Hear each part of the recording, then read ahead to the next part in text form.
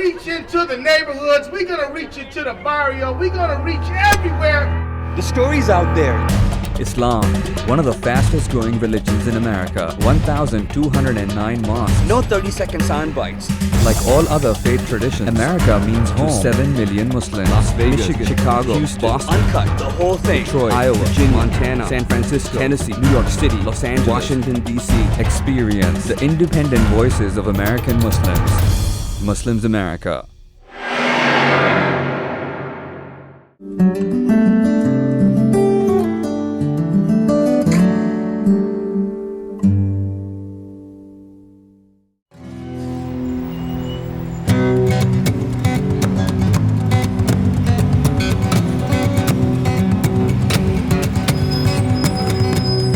There's an old saying, there are two sides to a coin. Nothing can be closer to this than the individuality found in us, human beings, as well as other creations.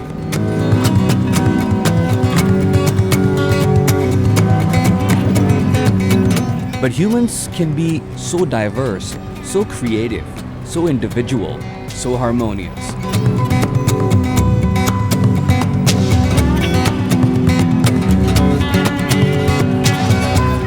There are two sides to everything. You just gotta have the will to take the time and find your way. Some like to work hard and have fun, party, wear what they want.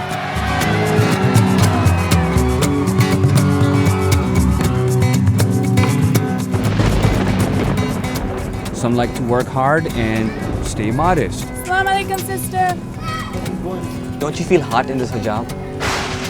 I feel hot without the hijab on, so for me, for the sake of Allah, alhamdulillah, I'll wear it. I'm sweating right now. Yeah, And you're not sweating at all. we're accustomed to the heat. And find fun in alternative ways, like cooking for someone's wedding.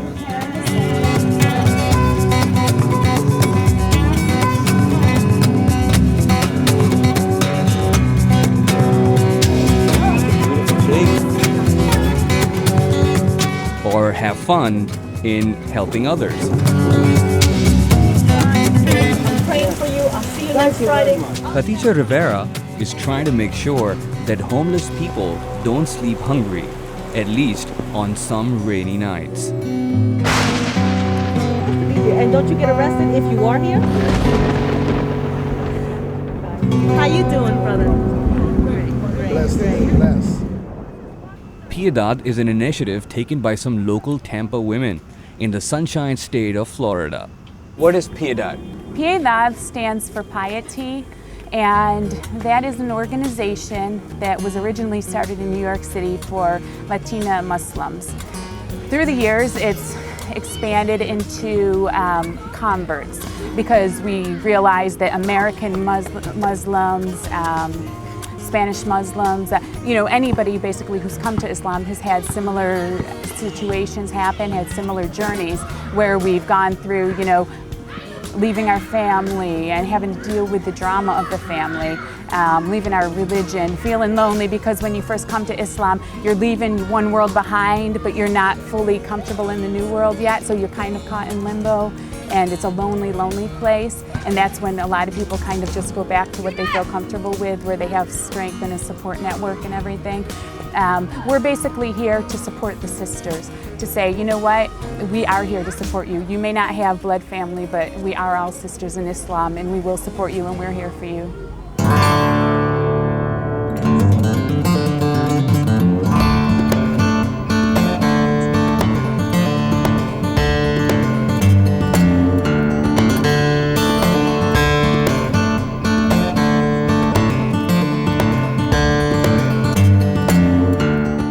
I actually came down to Tampa to do a story on the Latino Muslim American community. They are the fastest growing Muslim community in America, according to Piedad. But I ended up meeting 3 very interesting Americans who helped me understand that old saying, two sides to a coin.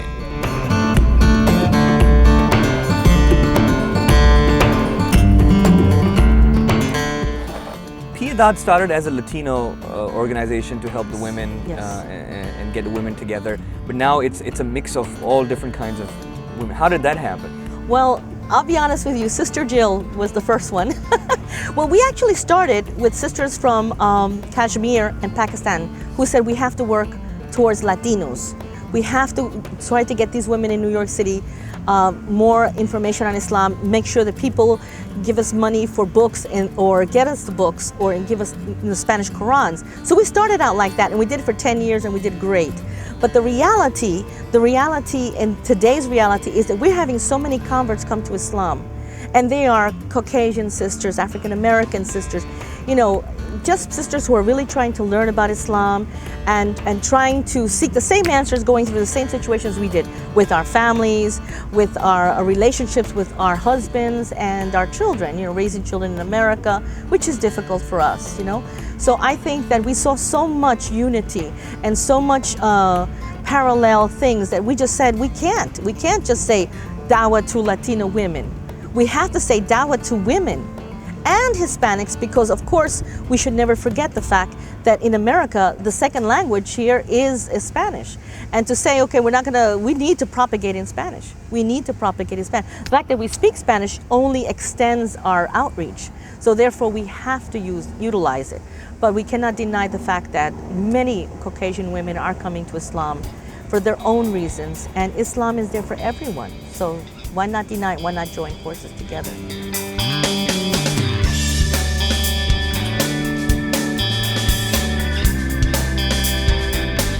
And to join forces is just what they pursued. Jill and Khatija are two of the many progressive American Muslims working to help uplift the life of Tampa's growing Muslim community, as well as communities of other faiths. Khatija is not just a community worker and a social activist. She's also a mother, a teacher, and when she's done with working part-time at a local school, she teaches English to Burmese immigrant children.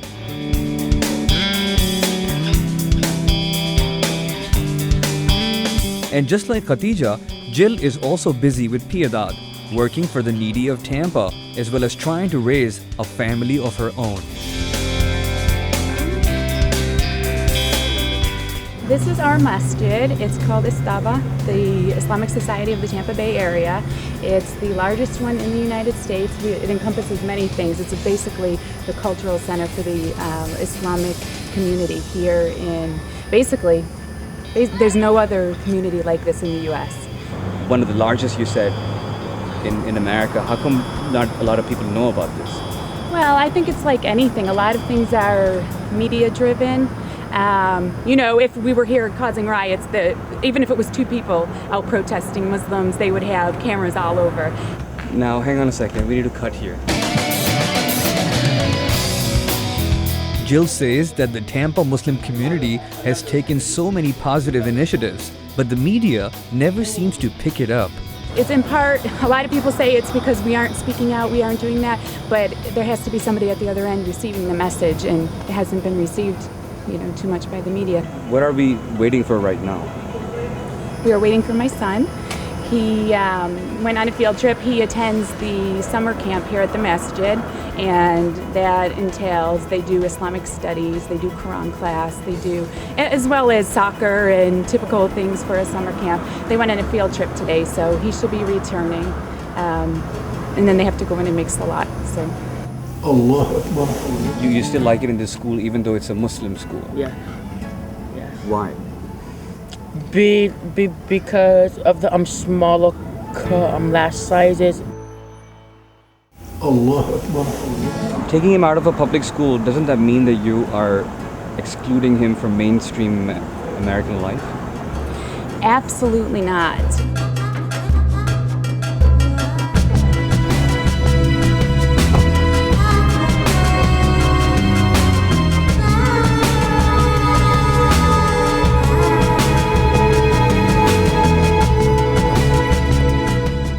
Jill has a teenage son, and Taha one day plans to be an airline pilot. And like millions of kids around the world, that's simply because he loves to fly. So we decided to meet Taha. We heard that you calling people for the prayers, you're giving adhan and all that. That's just fantastic. What makes you want to do that? Allah subhanahu wa ta'ala. I'm so I can get more deeds from him. That's did. fantastic. Yeah. So, do you feel that he's listening? Yes, I do. It's working? Yes. What made you want to accept Islam? See, I am thought to myself, and I'm Christianity. How could a man be God if a man died on a cross, and that doesn't make sense to me, and then I came across Islam, and go to a school here, a private school, and teach me about Islam and Allah and all the prophets and the angels. I just accepted it. I just accepted Islam. Do you think your friends would be upset that you did that? Well, no, I don't think so. Did they get scared of you? No, they don't. Does anyone tease you? Well, no, not as much as my old school does. Yeah. So you're not just going to a Muslim school, you're doing all those things that kids in America do. We do academics for a couple of hours a day, and then go to Quran class, and then I go and play soccer and basketball right there, and I'm just hang out with my friends. You still like it in this school even though it's a Muslim school? Yeah. Why? Because of the smaller class sizes, and one-on-one teaching with us, and that's why I like it. Yeah. What do you plan to do in the future? I want to be a pilot, a commercial pilot for Southwest or for American Airlines, one of those companies. But tell me something, what does America mean to you? America means to me like I'm live free, and I'm to express yourself and express your religion, as in other countries you can't show your religion, and so but America you can't show your religion as much as you want.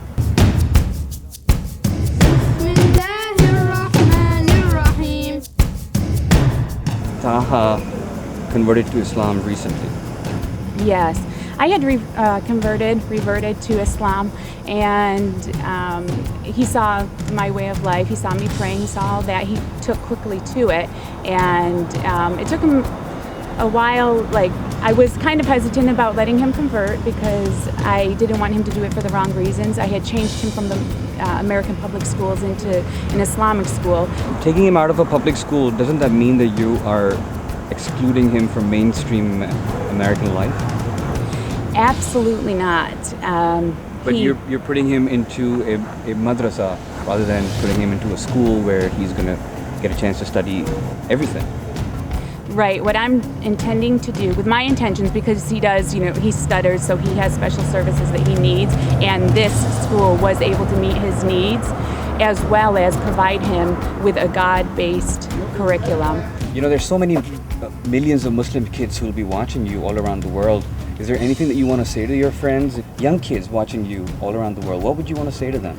I would say Assalamu alaikum to them, and that one day I hope I see them in Jannah, and maybe we can play soccer in Jannah and stuff, inshallah. Give me a hug, man. Jannah in Arabic means heaven.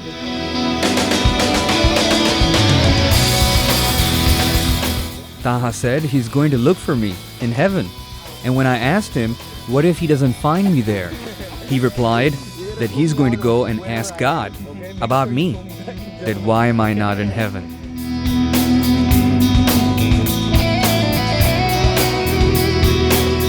Somebody once said to me that what you see on mainstream television is not America.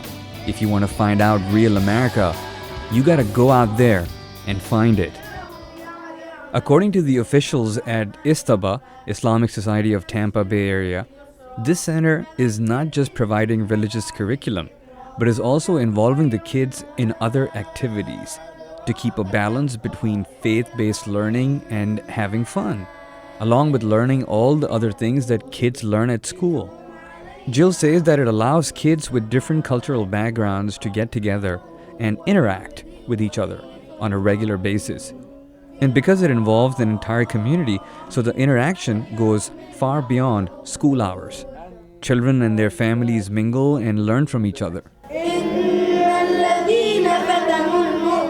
Jill said that her son Taha stutters at times, but surprisingly, he does not when he's reciting the Quran, a holy book for Muslims. الذي يوسوس في صدور الناس الله أكبر الله أكبر أشهد أن لا إله إلا الله.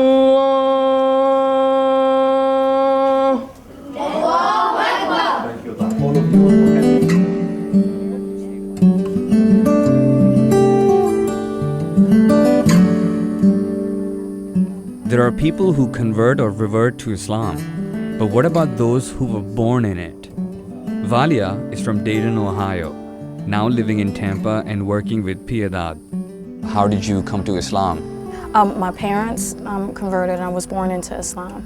My dad was raised a Sunni Muslim all of my life. That's something different. I mean, we've met people who've reverted to Islam or immigrants, but there's a history of Islam in America.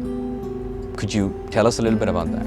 How did your father become a Muslim? My father actually was searching. He actually was going I think he told me that when he was young, his grandmother told him that he was going to be a spiritual sort of like person, and being in America, he went through different things. He was going to be a musician and things, and something happened to him and pulled him out and got him to start looking at himself from a spiritual aspect. He actually visited, from my understanding, Africa, some part of Ghana.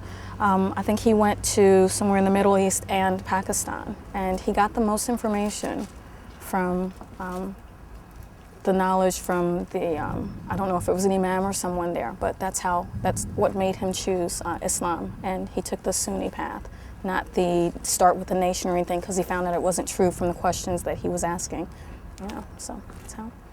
Allah Akbar. How come we don't see Muslims like yourself on mainstream media?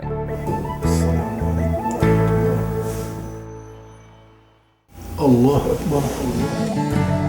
Well, exactly. I mean, there's no sensationalism in just saying, oh, look at this Muslim, you know.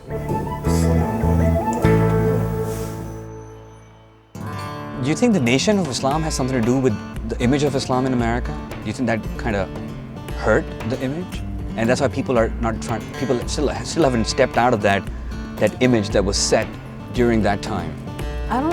To me, I don't know if it hurt, because that's one of the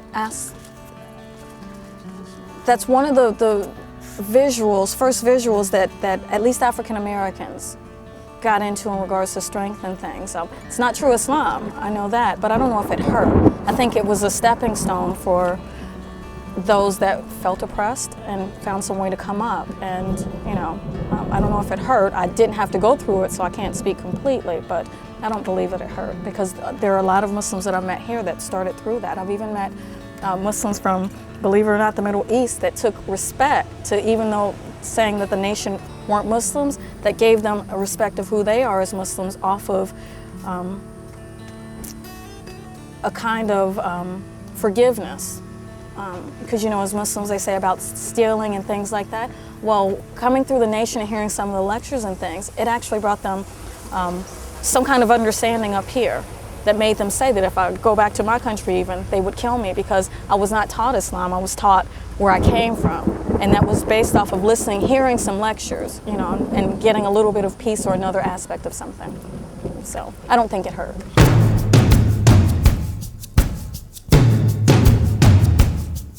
But working for the good of others is such a selfless job and time-consuming. So what would anyone get out of that? when we talk about charitable work and we talk about helping the homeless and feeding the poor, Yes. do you guys keep religion in mind that, oh, we got to do that for Muslims or just Christians or Jews, or faith doesn't matter? No, faith doesn't matter. Absolutely not. I mean, that's just one aspect of what we do. We do a lot of different works with interfaith groups too. We do a lot of things for policy change here in Tampa Bay.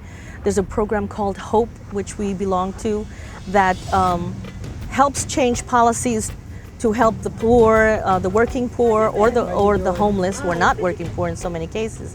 But we do try to affect them by giving charitable acts, you know, either by changing the policies here, by giving food, or like, for example, a few months ago, we had an annual charity fair where we collected $12,000. We bought 100 bicycles for the homeless, 50 bicycles for children who were of poor families, and those bicycles for the homeless were supposed to be a vehicle, because obviously to give them a car and say, go get a job isn't sufficient.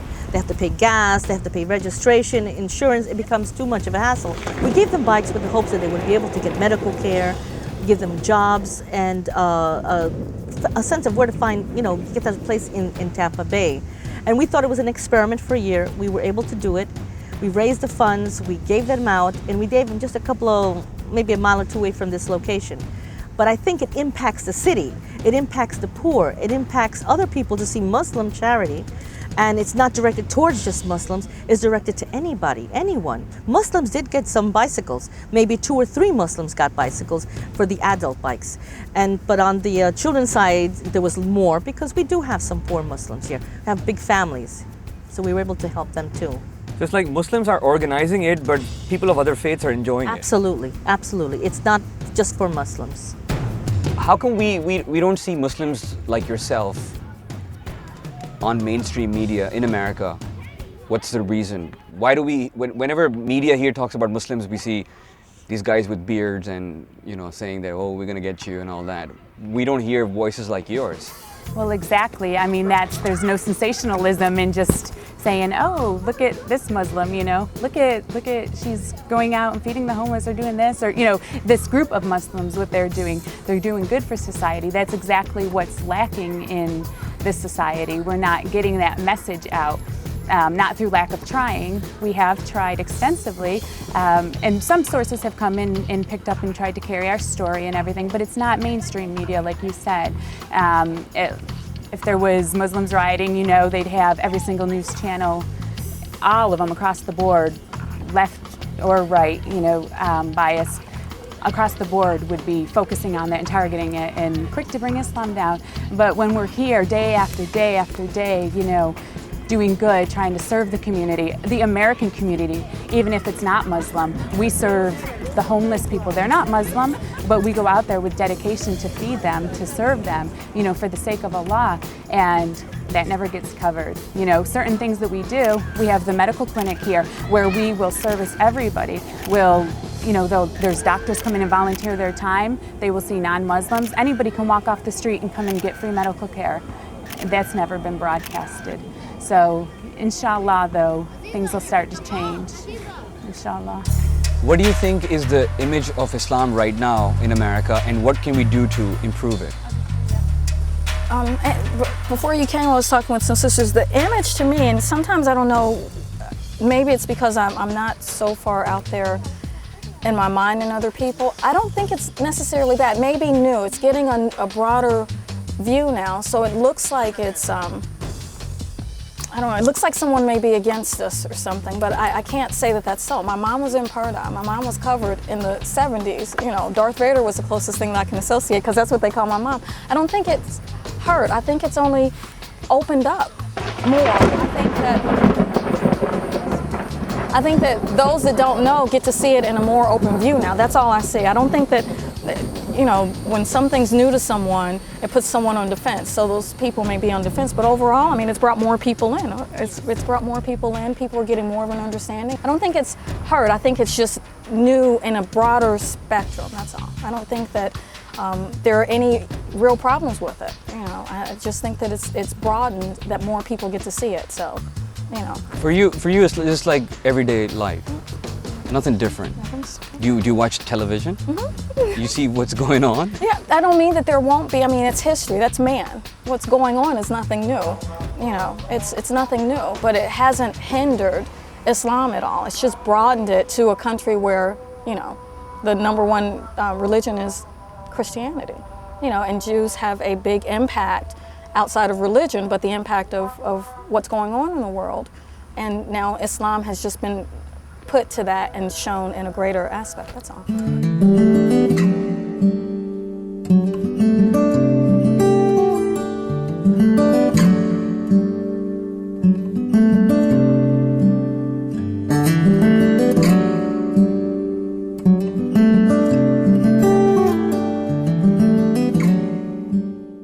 I am an American Muslim.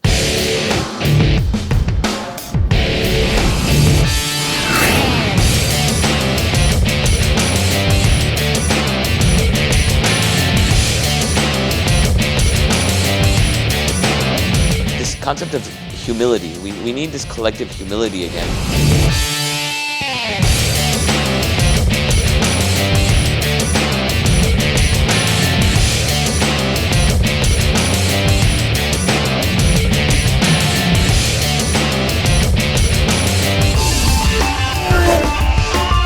Islam is an invitation to all of humanity.